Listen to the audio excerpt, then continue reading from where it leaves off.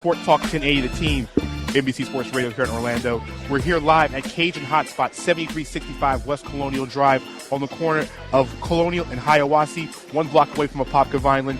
I'm your host, Danny Thompson, here with my main man, Paul Myers, and Zach Oliver, Orlando Pinstripe Post.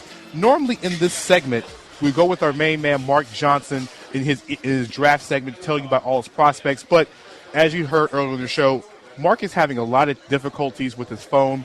In Philadelphia, he lost all his power and pretty much lost his internet. So basically, he's been kind of a choppy signal. So he's going to check back in next week, and we're going to have a big college basketball blowout. So at the same time, as we're having problems, Paul, what's on your mind this week? Oh, man. You know what? I got a problem. My problem is, why are we anointing Steph Curry as a all-time great at this point? All right? Okay. He's number 23 on ESPN's all-time ranking. Give me a break, man. Listen, 2 years ago, he wasn't even a top 10 point guard. And that's the truth. Check the stats. Go back and look at the footage. He wasn't a top 10 point guard 2 years ago. He had a great season last year. He's having a great season this year. But he is not, he's not the 23rd best player of all time at this point in his career. Mm-hmm. You cannot be anointed this early, this quickly. If that's the case, Jeremy Lin is top 48. He's got to be in the top 50 for his little run that he had with New York. We can't be prisoners of the moment. I'm not going to be one. Steph Curry is a great player right now, best shooter I've ever seen, but that doesn't get you to number 23 on the all-time list. So my problem this week is with Steph Curry's rise to stardom and him becoming a all-time great after a year and a half of good basketball. So what you're saying is your problems with the mothership pushing a narrative that they don't need to be pushing. Big time.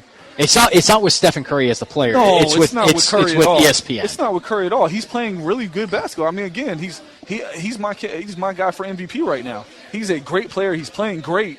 But give me a break, ESPN. They had him in the top 10 point guards of all time. Them top 4. He was 4th. I know, but I'm just saying, to be in the top 10 right now after a season and a half, give me a break. Yeah, no, I agree. I've never seen ESPN is the biggest prisoner of the moment I've ever seen in my life. I can't believe how high they've ranked this guy in 2 straight lists that they've come out with. I don't get it. So that's my problem. I have a huge problem with it, and I don't think it's right. I think in my case, I agree with a lot of Paul saying, 18 months ago, we were talking about, is Steph Curry going to be worth the money? Is his ankle going to last this long? He was having the ankle problems. They were wondering about, was the Under Armour shoes messing up his ankles? Was it, doing this and doing that? And now, 18 months later, he is anointed as the world's greatest player of all time. He can't be stopped. Any place you go, Stephen Curry can't be stopped. Listen, he's playing out of his mind. The stuff that he's doing this year, it's very impressive. As soon as he steps in the gym, that's where his range begins, and you've seen that from videos. He can shoot from anywhere on the floor, but again, that doesn't make you what they're making him out to be. Showmanship doesn't make you a top 25, top 50 player of all time. It's what you do on the court. For me, this list, and even going back to the individual positions list, when you start seeing current players, and I don't mean like LeBron James, I don't mean Kobe Bryant, but Kevin Durant is a top 5 small forward in the history of the game right now. If Kevin Durant had a career-ending injury right now, or Stephen Curry had a career-ending injury, is Stephen Curry better than Isaiah Thomas? No. Is he better than Chris Paul? No. Is he better than Steve Nash? No. No, he's not better than Steve Nash. No, he's not. Nash won 2 MVPs. Nash had more of he had a longer run of great play. Nash won 2 MVPs in his 30s. He did, which is very impressive. Yeah, and he doesn't get enough credit for what he did. Again, the longevity of his great play. Yeah. It was over at least an 8 to 10 year span where he was, easily a top 5 point guard in the NBA. He was probably the best point guard in the NBA for a couple of those years. Yeah, it was him, Jason Kidd, Chris Paul came in. Is Curry better than Jason Kidd? At this point, I wouldn't. No, I wouldn't put him higher on my list. Okay, if Curry continues his run 3 or 4 years down the road, hey, then, by all means, then all bets are off. that he's up there with the upper echelon, your wins 3 or Magic. 4 championships. You know, yeah. if he's up there with Magic, he's up there, with Oscar Robinson. If he has this same stretch, not from now, for the next 4 or 5 years, then we're talking one of the greatest players of all time. I get it. But like Paul said, 18 months of this is not well worth the time or well worth saying, hey, I want to basically, I anoint him as the greatest player of all time. We got a guest sitting here with us. It's the mascot of the Florida Flight, Turby. Go ahead and put the headset on. Do mascots talk? I don't know. Oh, no, he doesn't talk. So he's going to listen and shake his head yes or no, and we'll exactly. let you know. I think he wants to say something. I guess he wants to speak on Stephen Curry. Turby, he's going to nod yes or no. Do you think Stephen Curry is one of the top 25 players of all time? Oh, that's like a so-so, maybe? So do you think he's better than Isaiah Thomas? We got people in the audience yelling. Yeah, we got people in the audience behind us yelling the same about him being better than that. So, not yet. So Turby's saying not yet. But if Curry were to retire right now, is he a top 5 point guard in the history of the game? No. See? There you go. See? One of our loyal fans behind us is saying he's not even top 10. Here's my question, guys, and we're going to go forward because ESPN, we can talk about and blow up this ESPN list, for the next 5, 10, 12 hours. We can do this for a very, very long time. My question for you guys is, number one, how many people actually are part of this ranking themselves? How many journalists, Zach, do you know that they're a part of this ranking? Because I'm not sure, how many people they poll for this. It is a panel. It's a panel, I know that. They have a pretty decent-sized panel. I know that the way that they do their NBA rank at the beginning of the season is they talk to probably 10, 15 different guys, and they let them rank everybody by points. But, I don't know how they do this. And obviously, we're all okay. I'm the youngest one of the group here, by at least a couple of years, right? But that's one thing is journalism is getting a lot younger. That's a good point. But I want to say generally that most of us younger generation journalists still have a good understanding of the history of the game. Mm-hmm.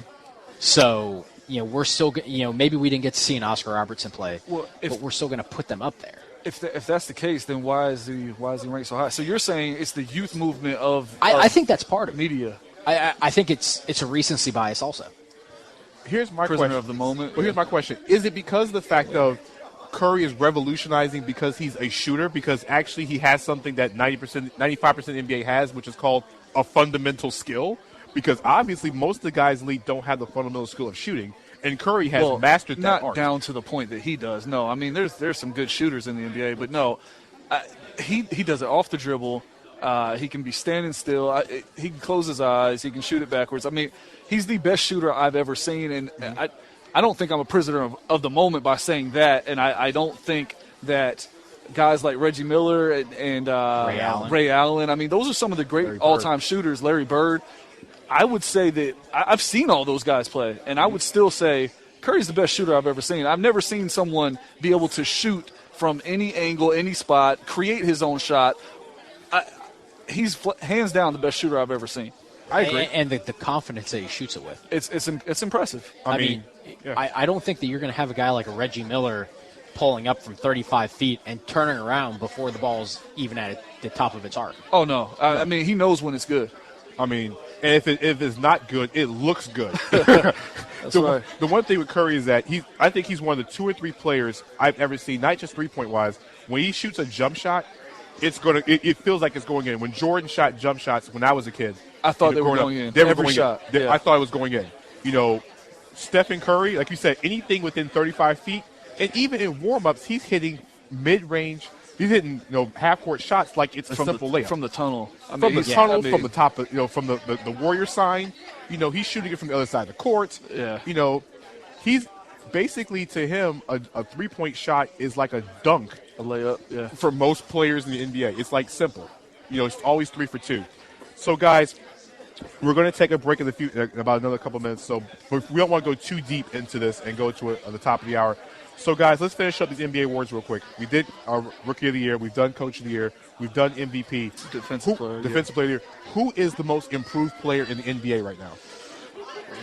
Most improved is going to be tough. Now, as Zach talked about earlier, comeback player, I think we can all kind of run through real quick. Mm-hmm. I have Rondo, and I think Zach made a good point. Rondo's not most improved because we've seen this from him before. He's just kind of had a few down years. I think at this point, though, he's definitely the comeback player of the year because he's played so well. My comeback player of the year, I think Rondo is a very good candidate for it. Mm-hmm.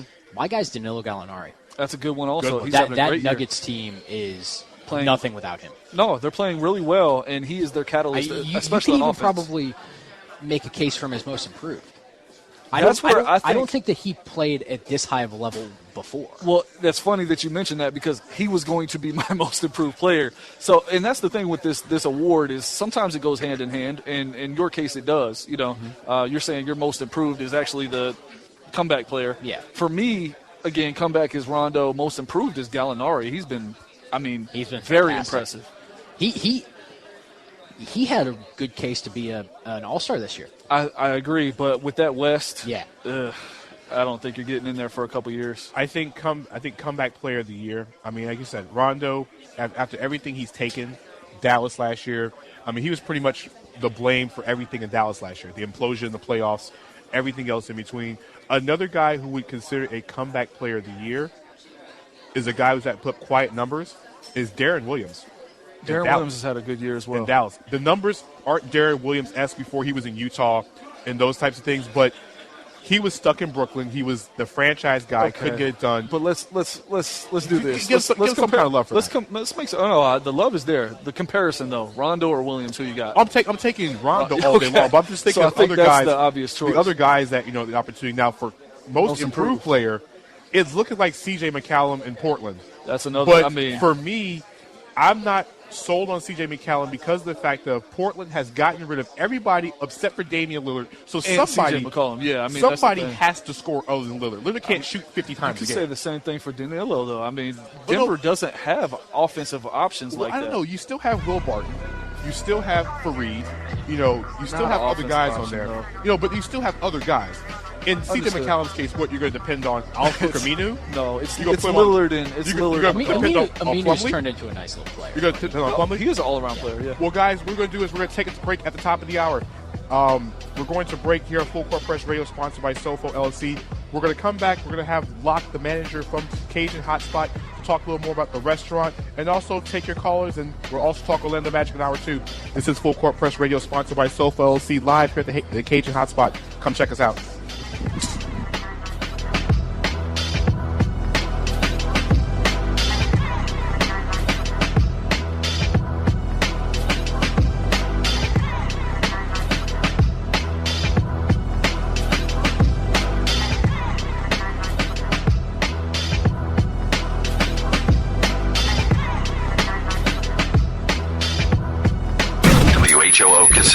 Lock us in. Sports Talk 1080, the team. Orlando, your fantasy sports station, powered by SportsTalkFlorida.com. Your NBC Sports Radio update starts now. It's the case of the Memphis Blues. I'm Keith Irizarry. Grizzlies center Marc Gasol, a broken right foot. He will be out indefinitely.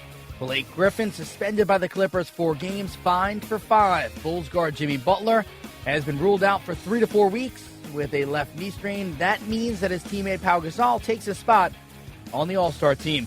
8 Eastern, Knicks will host the Wizards. The debut of Kurt Rambis as the New York head coach. Carmelo Anthony finally spoke beforehand and shared his emotions about Derek Fisher being fired. We was all surprised. This was something that was. I really don't know if it was kind of a quick decision or if it was lingering, or I'm not even trying to figure that part out. But everybody found out as far as players, around the same time yesterday morning. At the Super Bowl parade in Denver, a reported 1 million fans came out to honor their champions. Team president John Elway loved that his squad did it in a game where most people didn't give him a chance. This team came back from a lot of different adversities this year, did a tremendous job. We got in the playoffs, played our best football, and being underdogs the last 2 weeks against New England, going into Super Bowl 50 as an underdog, just added to that.